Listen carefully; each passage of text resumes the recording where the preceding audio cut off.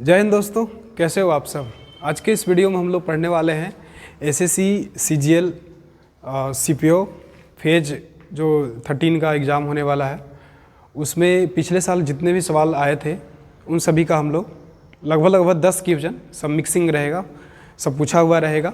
जो पिछले साल पूछे हुए हैं उन सभी का क्वेश्चन हम लोग देखने वाले हैं। पूरा इस वीडियो को देखिएगा, बहुत कुछ सीखने को मिलेगा। 10 क्वेश्चन आपको, 10 क्वेश्चन नहीं बल्कि बहुत सारे और भी सवाल को आपको बनाने में हेल्प मिलेगा, ऐसा क्वेश्चन है। तो चलिए स्टार्ट करते हैं। जिसमें पहला क्वेश्चन है, फार्मूला बेस्ड क्वेश्चन है। तो पहला क्वेश्चन है भाई, साइन 75 डिग्री प्लस में साइन 15। इसका हम लोग का मान पूछा है कि साइन 75 प्लस साइन 15 का मान क्या होगा। तो आप कैसे बताओगे।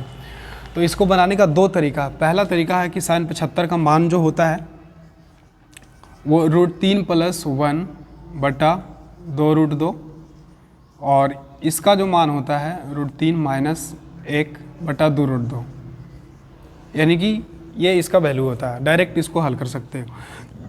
एक और जो फार्मूला होता है उस पर भी बना सकते हैं, लेकिन इस पर भी डायरेक्ट हल कर सकते हैं। तो इसको हल करने के लिए कुछ नहीं है, नीचे में जब सेम वैल्यू रहे तो आराम से ऊपर वाला जुड़ जाता है, तो ये कट जाएगा, ऊपर में 2√3 हो जाएगा। इसको जोड़ दो और यहाँ पे हो जाएगा 2√2, ये ख़त्म हो जाएगा, बच जाएगा हमारे पास। अगर इसको परिमीकरण करेंगे तो √3 और गुना √2, और नीचे में क्या हो जाएगा √2 गुना √2। तो यहाँ पे हमारे पास जो अंतिम में वैल्यू आ जाएगा वो √6/2, यानी यही आंसर हो जाएगा इस प्रकार से। दोस्तों एक क्वेश्चन है जो इस प्रकार से है, cos 13 प्लस में साइन 13 बटा में है cos 13 माइनस में साइन 13। इसको कैसे हल कर सकते हैं। तो इसका एक फार्मूला होता है जो कि इस प्रकार से है, tan 45 प्लस थीटा बराबर होता है 1 प्लस tan थीटा बटा में 1 माइनस tan थीटा। अब इसको अगर और हल करोगे तो 1 प्लस tan थीटा का क्या लिख सकते हैं, साइन बटा कॉस, और साइन बटा कॉस अगर होगा तो कॉस ऊपर चला जाएगा और साइन यहाँ पे रख जाएगा, यानी हमारे पास ऐसा रह जाएगा, यानी कॉस थीटा प्लस में साइन थीटा, और नीचे कॉस जो रहेगा वो ख़त्म हो जाएगा और यहाँ पे बच जाएगा कॉस थीटा माइनस में साइन थीटा। यानी कि यही वाला फार्मूला यहाँ पे दिख रहा होगा। ये जो फार्मूला है वो ये फार्मूला दिख रहा है, फार्मूला हो गया। अब यहाँ पे इसके बदले में क्या लिख सकते हैं, ये वाला लिख सकते हैं, यानी tan 45 प्लस थीटा। ऊपर में क्या है भाई, थीटा की जगह पे 13 है, 13 सब जगह पे 13, यानी कि इसका जो आंसर हो जाएगा tan 45 प्लस थीटा, थीटा की जगह पे कितना 13। तो इसका जो आंसर हो जाएगा 45 × 10 55 और 3 58, यानी 58 इसका आंसर हो जाएगा। अगला क्वेश्चन जो है वो क्वेश्चन नंबर 3 है। उसमें दिया हुआ a बराबर √2 माइनस 1 के पावर में 1/3, और हम लोग से जो पूछा है वो इस प्रकार से पूछा है, यानी a माइनस 1/a के पावर 3 और प्लस 3 × a माइनस 1/a, यानी कि इसका मान हम लोग से पूछा है। ये सीपीओ 2024 में पूछा गया है क्वेश्चन। तो इसको कैसे हल करेंगे। तो सबसे पहला काम करेंगे भाई, ए क्यू हम लोग को निकालना है। तो ए क्यू कैसे निकलेगा, ए क्यू निकलेगा यहाँ से, अगर हम 1/3 है, कहने का मतलब 1/3 जो हटेगा वो ए क्यू इधर बन जाएगा। अब ए क्यू बन जाएगा तो यहाँ पे क्या हो जाएगा √2 माइनस में 1। अब ए क्यू का मान हो गया √2 माइनस 1, तो हम लोग को निकालना होगा 1/a का। अब 1/a का अगर पूछे तो क्या हो जाएगा, इसका उल्टा कर देना है, यानी √2 और प्लस में 1 कर देना है।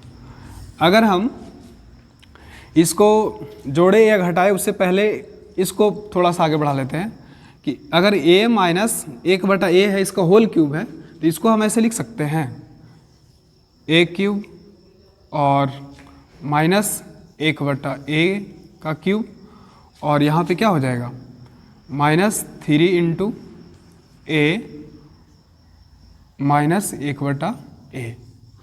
जानते हो a माइनस बी का होल क्यूब क्या होता है, a³ - b³ - 3ab। अब यहाँ पे ए और 1/a के फॉर्म में है तो इसका फार्मूला इस रूप से हो जाएगा। और यहाँ पे जो 3 जो बच रहा है ना ये वाला, इसको लिख दो जैसे वैसे, 3 × a - 1/a दिख रहा है उधर, देख लेना, नहीं तो हटा दो, इधर लिख देते हैं, यहाँ तक दिख रहा है। हाँ? अब ये प्लस में था दोस्तों और यहाँ पे ये माइनस में था, ये प्लस में और माइनस में, इसके बदले में पूरा लिखा गया यहाँ से लेकर के यहाँ तक, और ये पहले से था प्लस में, तो ये माइनस वाला और प्लस वाला कट जाएगा, बच जाएगा हमारे पास सिर्फ ये वाला। अब ये बच गया, कहने का मतलब ये माइनस हो गया, a³ - 1/a के पावर 3, तो यहाँ भी हम लोग माइनस कर देंगे, यहाँ भी माइनस कर देंगे, तो ये कटेगा नहीं बल्कि घटेगा। अब ये और ये वाला घट जाएगा, कट जाएगा जो भी है। अब -1 बचा और यहाँ पे -1 बचा, माइनस कितना हो जाएगा, 2 हो जाएगा। अब 2 जो बचा है यही इस क्वेश्चन का आंसर हो जाएगा, यही हम लोग से पूछ रहा था, तो इस प्रकार से इसका आंसर हो जाएगा। फिर से समझा देते हैं एक बार, देखिएगा कि अगर a बराबर √2 - 1 है, पावर में 1/3 है, इसका हम लोग होल क्यूब करेंगे, दोनों तरफ क्यूब करेंगे, तो आगे जा करके ये 3 कट जाएगा, और कट जाएगा तो बच जाएगा सिर्फ √2 और माइनस में 1 बच जाएगा। अब √2 - 1 बच गया, यहाँ पे क्यूब हो जाएगा। अब इसका जो 1 परिमीकरण के रूप में अगर करोगे बटा करके, इस प्रकार से, इतना बेसिक बताने का जरूरत नहीं है सीजीएल वालों को या फिर कोई जो तैयारी कर रहे हैं उसको, 1/a के पावर 3 करेंगे तो ये √2 प्लस में 1 हो जाएगा। अब √2 + 1 हो जाएगा, उसके बाद फिर यहाँ पे जोड़ेंगे घटाएंगे, इसका निर्णय अभी नहीं करना है, इसको देख करके करना है।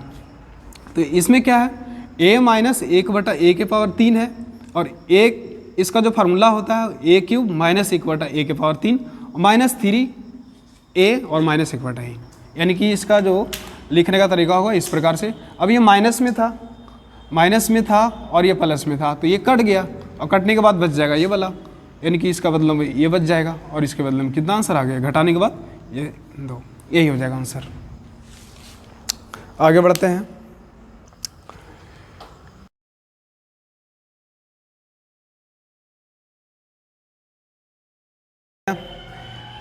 कह रहा कि एस और एफ के वेतन का जो अनुपात है 2:3 है। एस और एफ का जो वेतन का जो अनुपात है, एस और एफ का जो वेतन का अनुपात, यानी कहने का मतलब है कि आय का अनुपात कितना भैया, 2:3 है। उसके बाद बोला है उसका जो बचत का जो अनुपात है वो 3:4 है।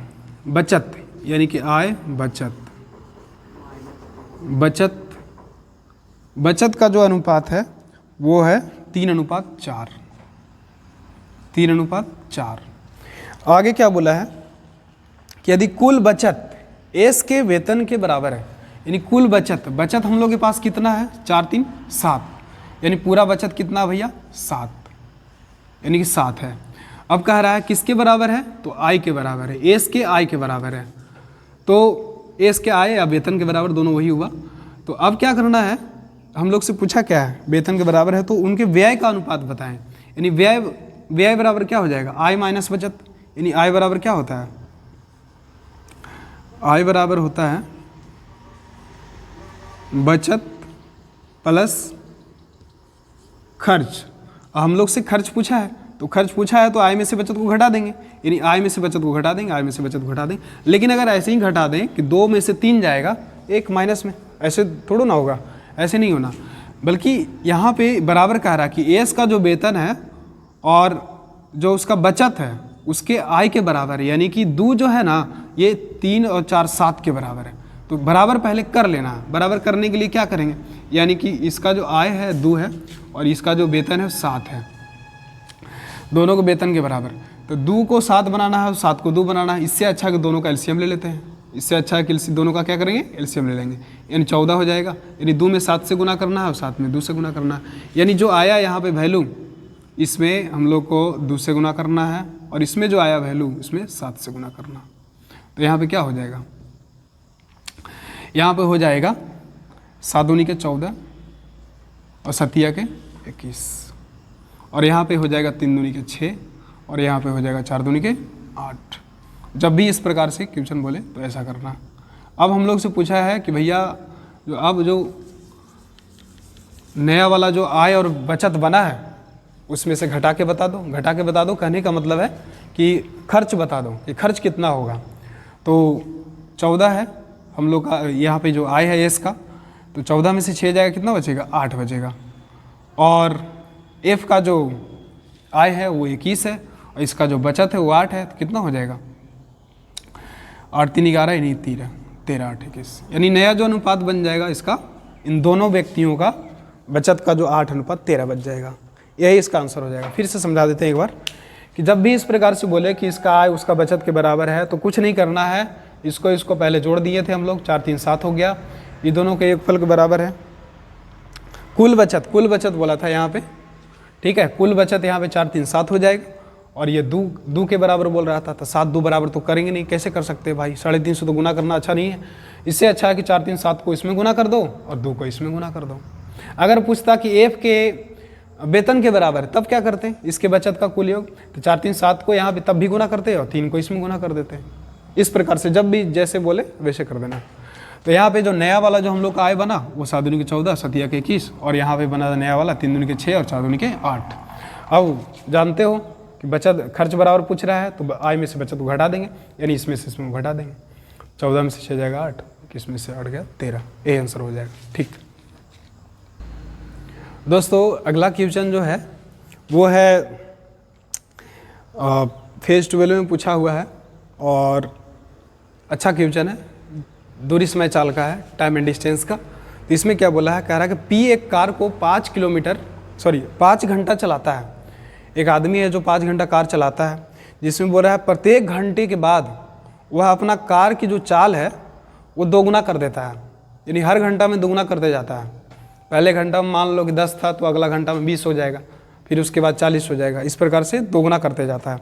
तो 5वें घंटे में उसकी जो चाल है वो 128 किलोमीटर पर आवर रहता है। 5 घंटा चलता है तो 5वां घंटा में बोल दिया है कि 128 किलोमीटर पर आवर है, यानी लास्ट में। तो पूछ रहा है कि यात्रा में जो औसत चाल है उसको बताएं, तो कैसे इसको बना सकते हैं? तो यहाँ पे ध्यान दीजिएगा कि 5 घंटा तो आदमी चलना है और 5वें घंटा में जो आया है उसका जो चाल वो 128 किलोमीटर पर आवर है, 128 किलोमीटर पर आवर है। तो अब इसको कैसे दिमाग लगाएं कि भाई पहला घंटा में कितना चला होगा, दूसरा घंटा में कितना चला होगा, तीसरा घंटा में कितना चला होगा? तो यहाँ पे एक दिमाग लगाइएगा कि भाई 5वें घंटा में तो 128 चला, अब दुगना कह रहा है हर बात में, हर बार हर घंटे में दुगना कह रहा है, तो क्यों ना कि जहाँ लास्ट था उसका आधा आधा करते चले आएँ, है कि नहीं? अगर आधा आधा करते चले आएंगे तो हमारा बात नहीं बन जाएगा। देखो यहाँ पे 5वें घंटा में 128 था, तो इसके बाद तो आधा रहेगा, तो आधा होगा तो कितना हो जाएगा? 64 हो जाएगा। फिर इसका आधा हो जाएगा, चाहे दुगना बोले या फिर किसी संख्या को उसके, जैसे 2 का 2 गुना कितना होगा? 4 होगा। अगर हम पूछे कि 4 का आधा कितना होगा तो 2 होगा। इस प्रकार से इसमें सोचना है। तो 64 का आधा कितना हो जाएगा? 28 हो जाएगा, सॉरी 128 का आधा कितना हो जाएगा? 64 हो जाएगा। 64 का अगर आधा पूछे तो कितना हो जाएगा? 32 हो जाएगा। 32 का आधा पूछे तो कितना हो जाएगा? 16 हो जाएगा। 16 का आधा पूछेंगे तो कितना हो जाएगा? 8 हो जाएगा। यानी कि टोटल कितना घंटा हो गया? 1 2 3 4 5 हो गया। तो यही हम लोग से पूछ रहा था, टोटल का औसत पूछा है। तो औसत बराबर जानते हो कुल दूरी बटा में कुल समय, और समय कितना लगा है? तो 5 घंटा लगा है। इसको जोड़ करके भागा दे दीजिए। भागा देना है तो इसको जोड़ेंगे तो कितना आ जाएगा? यानी 8 4 12 2 14 6 20, 20 और 8 28, हाथ में 2 हो जाएगा। 2 2 4, 4 6 10, 10 3 13, 13 1 14, 14 के 4 हो जाएगा। और बचेगा यहाँ पे 1 और 1 2 हो जाएगा, यहाँ पे 2 हो गया। 248 किलोमीटर पर आवर। अब हम लोग से पूछा है कि भैया औसत चाल क्या होगा, तो बता दो। 5 चौके 20, इसको काटने के बाद 5 चौके 20 बचेगा और 5 9 45 हो जाएगा, 35, यानी कि इतना किलोमीटर पर आवर जो रहेगा उसका औसत चाल रहेगा। ये इसका आंसर हो जाएगा। फिर से समझा देते हैं कि बोला है कि एक आदमी जो है 5 घंटा लगातार गाड़ी चलाता है और हर घंटे में वो अपना जो गति है वो दोगुना करते जाता है। पहले में कुछ था, उसके बाद दूसरे वाला में दोगुना हो गया, तीसरे वाला में उसका दोगुना हो गया, चौथे वाला में उसका दोगुना हो गया, इस प्रकार से। तो लास्ट में जो 5वां घंटा में बोला है ना कि 128 किलोमीटर पर आवर स्पीड उसको देखा गया कि लास्ट में जो उसका स्पीड था वो 128 किलोमीटर पर आवर था। तो अब हम लोग कैसे दिमाग लगाएं कि पहला घंटा में कितना था? तो ये दिमाग लगाइएगा, जैसे अभी एग्जाम्पल लिए कि अगर बोले कोई आदमी के पास 2 रुपया है, इसका दुगना कितना हो जाएगा? 2 दूनी के 4 हो जाएगा, है ना, 4 हो जाएगा। अब पूछे कि नहीं, ये पहले से किसी के पास 4 रुपया है, 4 का आधा कितना हो जाएगा? तो 2 हो जाएगा।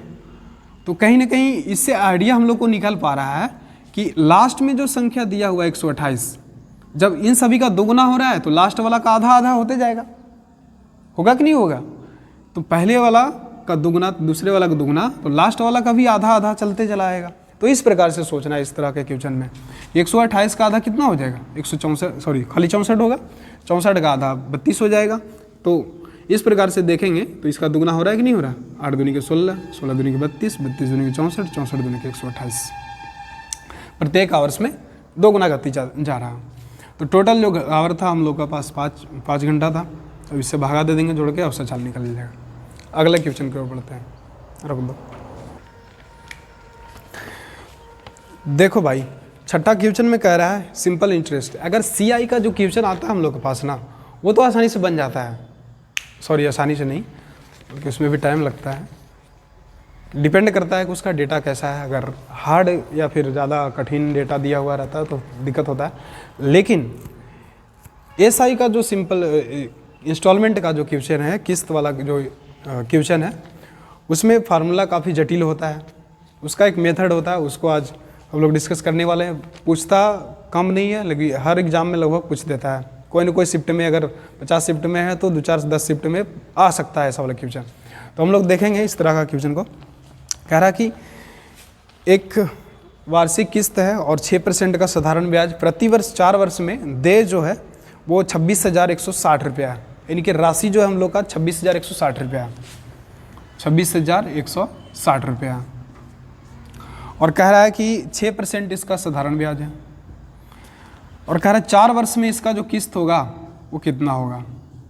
4 वर्ष का। तो इसका सिंपल मेथड है, बिल्कुल इसको आप क्या कहें, उसको याद रख लेना है। सिंपल है बिल्कुल। कितना भी दर दिया हुआ रहे, सबसे पहले 100 से शुरू करना। पहले साल में 100 रुपया देगा किस्त, दूसरे साल में 6% है। तो भैया यहाँ पे तो CI है नहीं कि इसका ब्याज पे ब्याज लगेगा, यहाँ तो सिंपल इंटरेस्ट है। तो जैसे है वैसे लिख दो आराम से 106। ये दूसरे साल का हो गया। तीसरे साल का बोलेगा तो 6 और 6 कितना हो जाएगा? 12। तीसरे चौथे साल का 12 और 6 18। बस इतना ही करना और कुछ नहीं। इसको जोड़ दो, 8 2 10 6 16 हो जाएगा, और यहाँ पे 1 2 और 1 3 हो जाएगा, और यहाँ पे 4 हो जाएगा। इस प्रकार से इसका जो इंस्टॉलमेंट है वो आ गया 4 वर्ष का 6% की दर से। अब हम लोग का राशि कितना दिया हुआ था? वो है 2 6 1 6 0।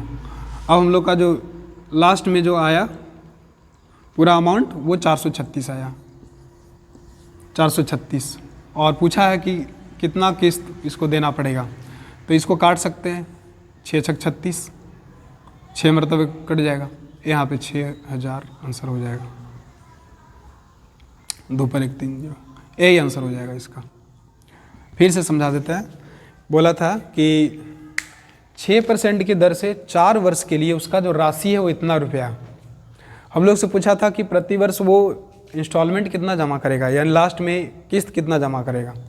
तो पहला साल में हम लोग का जो इंस्टॉलमेंट होगा वो 100 रुपया होगा, दूसरे साल में 106 रुपया, तीसरे साल में, इसको सबको जोड़ते जाना और कुछ नहीं करना, इसमें कोई ज़्यादा दिमाग नहीं लगाना। पहला 6 हुआ, 6 6 12, 12 6 18, बस इतना ही करना है। उसके बाद सबको जोड़ लो। जोड़ने के बाद जो आएगा राशि, इस राशि में भागा दे दो। भागा देने के बाद 100 से गुना करना है, क्योंकि हम लोग का प्रति वर्ष का पूछ रहा है तो 100 से गुना करेंगे, तो जो आएगा वही प्रति वर्ष का हो जाएगा इंस्टॉलमेंट। एक क्वेश्चन है जो कह रहा है कि 3 4 5 सेंटीमीटर भुजाओं वाले त्रिभुज को एक शंकु बनाने के लिए 3 सेंटीमीटर भुजा के परितः घुमाया जाता है। यानी कि जो 3 सेंटीमीटर भुजा वाला है ना, उसको पकड़ के घुमाया जाता है। अब 3 सेंटीमीटर कौन वाला होगा भाई? अब 3 सेंटीमीटर के परितः घुमाया जाता है, कहने का मतलब है इसको पकड़ के घुमाएंगे तो ऐसे घूमेगा, ऐसा नहीं। 3 सेंटीमीटर वाला, 3 सेंटीमीटर वाला ये भुजा हो जाएगा। इसके परिता घुमाया जाता है। परिता मतलब चारों ओर उसके परिता, कोई भी चीज़ पकड़ा हुआ है इसके परिता घुमाए, मतलब कि इस प्रकार से घुमाएं, ऐसे घुमाएंगे तो इस प्रकार से 3 सेंटीमीटर, और ये 4 सेंटीमीटर, 5 सेंटीमीटर, इस प्रकार से। अब इसको परिता घुमाया जाता है, तो इसको घुमाएंगे तो इस प्रकार से शंकु का निर्माण होगा। तो शंकु का निर्माण कहीं ना कहीं इस प्रकार से हो जाएगा, इस प्रकार से हो जाएगा। अब शंकु का यहाँ पर तो बन रहा था ये 90 डिग्री वाला, ये 3 सेंटीमीटर रहेगा, ये 4 सेंटीमीटर, 5 से मतलब नहीं है हम लोग का, क्योंकि पूछा इसमें आयतन पूछा है, तो बताएं इसका आयतन क्या होगा। तो आयतन बराबर क्या होता है जानते हो, शंकु का आयतन 1/3 pi r square h, r square h लिखने का ज़रूरत नहीं है वैसे। पाई आर के जगह पे कितना हो जाएगा 4 सेंटीमीटर है तो सेंटीमीटर स्क्वायर कर दो, एच के जगह पे कितना है भाई 3 सेंटीमीटर, 3 सेंटीमीटर कर दो, 3 से 3 खत्म हो जाएगा, और यहाँ पे 4 चौके 16 पाई का मान बैठा भी सकते हो, नहीं भी बैठा सकते हो, लेकिन ऑप्शन में पाई का मान नहीं बैठाया है तो हम लोग भी नहीं बैठाएंगे। कैसे भी आंसर निकालना भाई, इतना थोड़ा ना करना कुछ। ये हो जाएगा हमारा आंसर फाइनली, आयतन पूछा था वॉल्यूम। क्लियर है।